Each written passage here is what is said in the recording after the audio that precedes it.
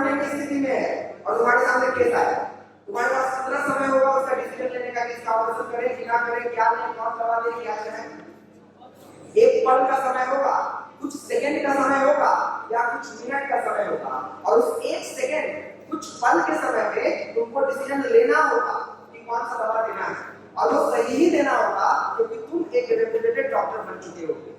इसका मतलब है नीट इस बात को जानता है कि हम उसको प्रोड्यूस करने वाले हैं जिसको तत्कालिक डिसीजन लेना होगा, इसलिए वो क्वेश्चंस की संख्या को ज्यादा रखता है, समय को कम रखता है, ताकि तुमको वहीं से प्रैक्टिस करवा दिया जाए कि कम समय में एक्यूरेसी के साथ हम कैसे ज्यादा से ज्यादा सवालों को अटेम्प्ट कर सकें और उसको बना सकें। इंजीनियर के पास कौन सा प्रॉब्लम आता है?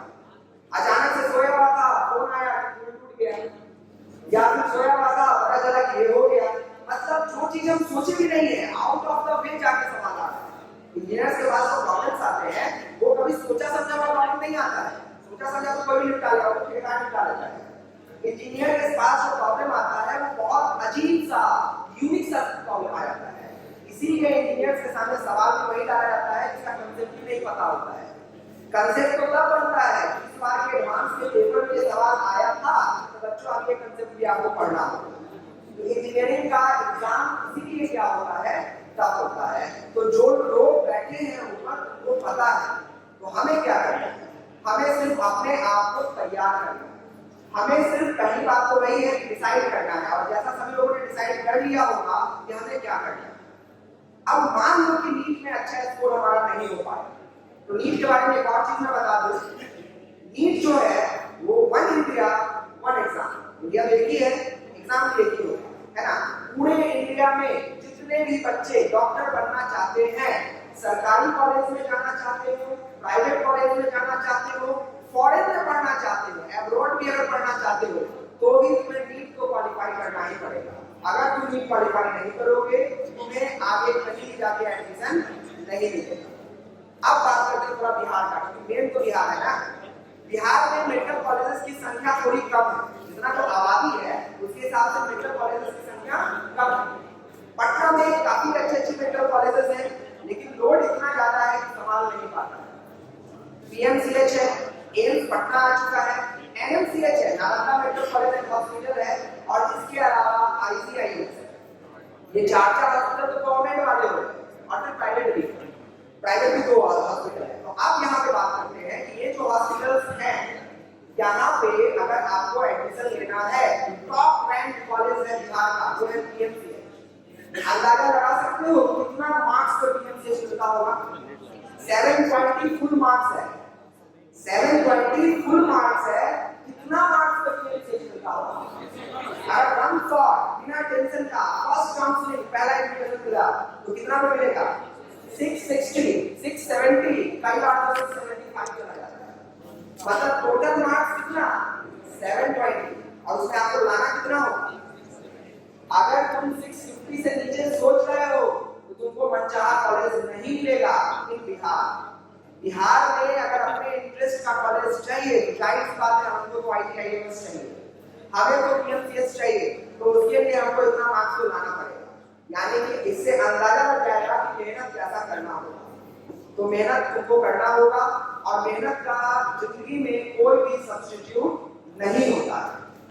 नीट नहीं निकल पाया, अच्छा स्कोर नहीं हो पाया, तो क्या करेंगे? जीवन खत्म हो गया? जीवन खत्म हुआ क्या? याद रहे, जीवन कभी भी परीक्षाओं के हथौड़े से नहीं गढ़ी जाती है। जीवन कभी भी परीक्षाओं के हथौड़े से नहीं गढ़ी जाती है, जीवन प्रतिभा के सोच से गढ़ी जाती है। अगर तुम्हारे अंदर प्रतिभा होगा और तुम्हारे अंदर प्रतिभा को आगे ले जाने की इच्छा होगी और तुम्हारे अंदर वो सेल्फ कॉन्फिडेंस होगा, तुम कुछ भी कर सकते हो। तो क्या कर सकते हैं बाद में? तो हम फिजियोथेरेपिस्ट बन सकते हैं, हम नर्सिंग में जा सकते हैं, हम वेटरनरी डॉक्टर बन सकते हैं, हम आयुर्वेदा में जा सकते हैं, हम वेटरनरी डॉक्टर बताइए डेंटल डॉक्टर बन सकते हैं, हम हॉर्टिकल्चर में जा सकते हैं, हम बीएससी जूलॉजी बीएससी बॉटनी करने के बाद मास्टर्स करके पीएचडी कर सकते हैं, हम रिसर्च लाइन में जा सकते हैं, हम बायोटेक्नोलॉजी कर सकते हैं, हम जेनेटिक इंजीनियर बन सकते हैं। तुम्हारे लिए स्ट्रीम्स का तो रास्ता खुला हुआ है। मेन चीज क्या है कि तुम्हारे अंदर पहले तुम्हें क्या करना होगा? लक्ष्य को डिसाइड करना होगा। अभी सभी लोगों ने हाथ को उठाया है, बहुत अच्छा अच्छी बात है, लेकिन आज एक काम करना, घर जाना और शीशे के सामने खड़ा होना, आईने के सामने खड़ा होना और अपने आप से सवाल पूछना कि क्या तुम अपने आप में भविष्य का डॉक्टर देख रहे हो? क्या तुम अपने आप में भविष्य का एक बहुत बड़ा इंजीनियर देख रहे हो? और अगर तुम अपने आंखों से आंख मिलाकर जवाब दे पाते हो कि हाँ हम देख रहे हैं, हम ऐसा काम कर रहे हैं, तो मेरे से साइन करवा लो, तुमको कोई नहीं रोक सकता है। लेकिन अगर तुम्हारी आंखें झुक जाती है और तुम्हें लगता है ना हमने सपना सिर्फ देखा है और हम काम तो कुछ वैसा कर ही नहीं रहे, तो बाबू बहुत दिक्कत है, तो बहुत दिक्कत है। सिर्फ सपना बना लेने से नहीं होता है। ख्याली पुलाव तो हम भी बनाते हैं, बिलियनर बन जाएंगे, करोड़पति बन जाएंगे, अरबपति बन जाएंगे, सिर्फ ख्याली पुलाव बनाने से होता है, उस रास्ते को उतरना होता है। और यही वो एज है उतरने का। आप थोड़ा बायो की भाषा में बात करते हैं, जिस एज में तुम हो, तुम्हारा एज क्या होगा? या तो 13 साल, 14 साल, 15 साल, 16 साल। जो 12वीं में पढ़ रहे होंगे वो 16-17 साल के बच्चे होंगे, जो 10वीं में पढ़ रहे होंगे वो 14 साल, 14.5 साल, 15 साल के बच्चे होंगे। तो तुम्हारा एज जो है ना वो एडोलसेंस का एज है। एडोलसेंस का एज जो होता है वो 13 साल से लेकर के 18 साल के बीच के एज को माना गया, मतलब टीनेजर को कहा जाता है। तो तुम टीनेजर हो और यही वो एज है जिस एज में हमारा मेंटल ग्रोथ होता है, यही वो एज है जिसमें हमारा फिजिकल ग्रोथ होता है, और यही वो एज है जिसमें हमारा सोशल ग्रोथ जो होता है, सामाजिक विकास जो होता है वो भी होता है। और दिक्कत ये है ना कि जीवन में हमेशा दो चीजें हमें दिखाई देती हैं। एक वो चीजें दिखाई देती हैं जिसमें मजा बहुत आता है, और एक वो चीजें दिखाई देती हैं जिसमें दर्द बहुत आता है। और हम यूजुअली किसकी तरफ जाते हैं? मजा किसमें आता है? हम मोबाइल चलाने में काफी आनंद आता है, हमें जो है गेम्स खेलने में काफी आनंद आता है, हमें रील्स बनाने में काफी आनंद आता है, हमें बाहर पढ़ाई करने में काफी आनंद आता है। लेकिन अगर मम्मी पापा कहती है पढ़ लो, तो हमें पढ़ने में आनंद नहीं आता है। लेकिन दर्द अगर अभी सहोगे तो आगे चल के मजा ही मजा है। लेकिन अगर अभी मजा लोगे तो आपको आगे चल के दर्द ही दर्द। अब तुमको ये हम कोई नहीं होते डिसाइड करने वाले, ये तुम्हारे मदद वाला भी नहीं होते हैं। अरे ये सब तो मोटिवेट करते हैं, हम मोटिवेट करते हैं। कितना दिन मेरा मोटिवेशन चलेगा? अभी बाहर जाओ मोटिवेशन खत्म। बहुत सीरियस हो गया ना 1-2 दिन चलेगा, जिंदगी भर मेरा मोटिवेशन नहीं चलेगा। मम्मी पापा डेली तुम्हारे पास रहेंगे, उनका भी मोटिवेशन सुबह मार पड़ता है, शाम तक भूल जाते हैं, कोई मोटिवेशन नहीं काम करता है। Self motivation is the best motivation. इसलिए मैंने कहा लक्ष्य डिसाइड करो और वजह डिसाइड करो। वजह क्या है? वजह के पीछे तो आदमी कुछ भी कर सकता है। वजह अगर मिल जाए तो आदमी कुछ भी कर जाता है। क्या तुमको आज तक कोई वजह मिला कि तुम पढ़ाई करो? नहीं मिला होगा। कोई बोलेगा झूठ बोल रहा होगा।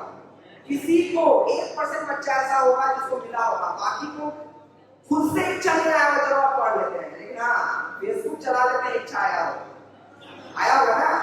सिनेमा देखते हैं याद हो जाता है, मूवीज देखते हैं याद हो जाता है। लेकिन जब क्लास में वही 1.5 घंटा 2 घंटा पढ़ाया जाता है, सब ऊपर से निकल जाता है। क्यों मूवीज में याद आता है, क्यों नहीं याद आता है? यहाँ पे कभी सोचे क्या?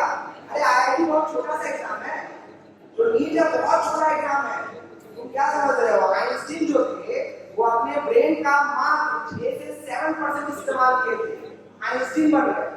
आईआईटी देने वाले हो, क्या है आईआईटी का लेवल? आइंस्टीन के लेवल के सामने क्या है? नीट का क्या लेवल है? तो तुम अपने आत्मविश्वास रखो ना कि तुम्हारे पास भगवान ने जो ब्रेन दिया है उसका अगर तुम 1% इस्तेमाल कर लोगे तो तुम IIT Bombay, IIT Delhi, AIIMS और मैक्स में रहोगे। 1%, मात्र 1%। लेकिन तुम वो भी इस्तेमाल नहीं करना चाहते, तो वो तो करना पड़ेगा। तो मूवीज क्यों याद होता है बताओ जरा? और ये क्यों नहीं याद होता है? एक बार सिनेमा देख लिए है ना, और अगले दिन जब टीवी पे आता है, 1 साल बाद टीवी पे जब आता है तो पता होता है अच्छा ये सीन है, इसके बाद ये वाला सीन, उसके बाद ये वाला सीन होगा। अरे आपको गाना आ रहा है और कभी कभी जिस सिनेमा काट लेता है पता नहीं काट लिया। अरे तुमको ये भी पता है कि काट लिया, तुमको इतना डिटेल याद है। क्यों याद है? क्योंकि तुमने उसको रिवाइज किया है। जब हमने एक बार मूवी देखा तो हमने क्या बोला? रिवाइज किया होगा। तो तुमने कहा नहीं हम एक ही बार देखे थे। नहीं तुम रिवाइज किए। अब देखना ध्यान में नहीं जाए, आपस में बात में बोलते जाते। जब तुम सिनेमा हॉल में बैठ के मूवी देखते हो और बगल वाला अगर मोबाइल चला दे, उस समय इरिटेशन कितना आता है? अगर लाइट चला दे इतना सीरियस सीन चल रहा था, ये लाइट जला, हाई लेवल का इरिटेशन आता है, कॉन्सेंट्रेशन रहता है पूरा स्क्रीन पे। और अगर वो मूवी थोड़ा सा सस्पेंस वाला हो और मर्डर हो गया है, हमको मालूम है कि लास्ट में वो पता चलेगा कौन मर्डर है, हम दिमाग लगाते हैं ये मारा होगा क्योंकि ये वाला काम किया है, ये मार सकता है क्योंकि ये वाला काम किया। तुम खुद डिसाइड करते हो, खुद निर्माण करते हो, अपने दिमाग में सोचते हो कि शायद ये होगा, ये होगा, ये होगा, और अंत में तुम्हारा आंसर कोई एक सही लग जाता है, तो अरे देखा यही वाला। मतलब तुम वहां पे अपने आप को एनालाइज भी कर रहे हो। और इतना ही नहीं, तुमको कोई सीन अच्छा लग गया तो तुम रास्ते में सोचते हुए करेगा क्या मूवी था, ये इतना बढ़िया चीज था। मम्मी खुश है, मम्मी को जबरदस्ती पकड़ के सुना रहे, अरे वो फिल्म देखना ना उसमें ये सीन है। दोस्त को अगले दिन स्कूल में जाके सुना रहे, अरे वो फिल्म देखना ना वो ये चीज है। तुम ना चाहते हुए भी फिल्म को कितनी बार रिवाइज करते हो, सैकड़ों बार रिवाइज करते हो, आपको होगा नहीं ना। लेकिन जब क्लास में पढ़े अब अगर मैं कोई मोबाइल चलाया तो क्या है, वहां कंसंट्रेशन तो तुम्हारा गया। और दूसरा चीज क्या हुआ, पढ़ाई करा दिया तो बोले कि टीचर है इतना सही पढ़ाते रहते हैं, कोई बात नहीं। अब बाहर घूम है, रिवीजन कौन करता है, कोई नहीं करता है। जब माँ बाप पढ़ता है घर में या फिर कोचिंग वगैरह में या स्कूल वगैरह में, सब थोड़ा पढ़ लेते हैं। तो खुद एनालाइज करो ना कि तुम दो चार तो खुद ही चल रहे हो। जब मूवीज देखते हो, जो चीजें में तुमको मजा आ रहा है उसमें कंसंट्रेशन के साथ तुम रहते हो, और जिसमें मजा नहीं आ रहा है उसमें तुम्हारा कंसंट्रेशन बिल्कुल क्या है, जीरो है। तो अब जो है तुम्हें अगर इस तरीके से पढ़ाई करोगे तो क्या लगता है तुमको कोई रोक पाएगा? तुम्हारे पास किसी चीज की कमी है क्या? क्या कोई डॉक्टर जो फर्स्ट रैंक आया होगा इस बार, उसमें और तुम्हें कोई फर्क है क्या? उसके 3 हाथ है क्या? उसका 2 दिमाग है क्या? उसके 4 हाथ है क्या? अरे कोई अलग से सांचा नहीं होता है भगवान के पास, अलग से धार में भेजते हैं, सबका सांचा एक ही होता है। और देश जो है उसमें जो बड़े बड़े डॉक्टर बनते हैं, बड़े बड़े इंजीनियर बनते हैं, कोई बहुत बड़े बिजनेसमैन के बच्चे नहीं बनते हैं, किसानों के ही बच्चे बनते हैं, मास्टर्स के ही बच्चे बनते हैं, और जो मिडिल क्लास फैमिली है उसी के बच्चे बनते हैं। तो तुमको सब है, तुम्हारे पास कोई इनबॉर्न जुनून है, तुम्हारे पास कोई इनबॉर्न वजह है कि तुमको अपने परिवार को आगे लेके जाना है। तो फिर तुमने किस बात को आगे तो बढ़ना होगा ना। तो हमने लक्ष्य तो तुमको बता दिया, हमने तुम्हारे सामने रास्ता भी रख दिया कि बायो का क्या क्या रास्ता है और मैथ का क्या क्या रास्ता है, और सर ने तुमको नीट और जेईई दोनों के बारे में बता दिया है। अब यहाँ पर मुद्दा ये है कि तुम क्या करना चाहते हो, है ना? तुम्हारे मन में क्या चल रहा है, तुम्हारे मन में क्या दुविधा है, तुमको समझ में बातें आती हैं कि तुमको नहीं आती है, तो ये आप आपको पूछ सकते हैं। हम दोनों यहाँ पे अवेलेबल हैं, जिसको भी जिसके मन में किसी भी प्रकार का डाउट है एकेडमिक से रिलेटेड या पढ़ाई नहीं हो पा रहा है या क्या किया जाए इससे रिलेटेड किसी भी प्रकार का दुविधा है, तो वो तो पूछ सकते हैं।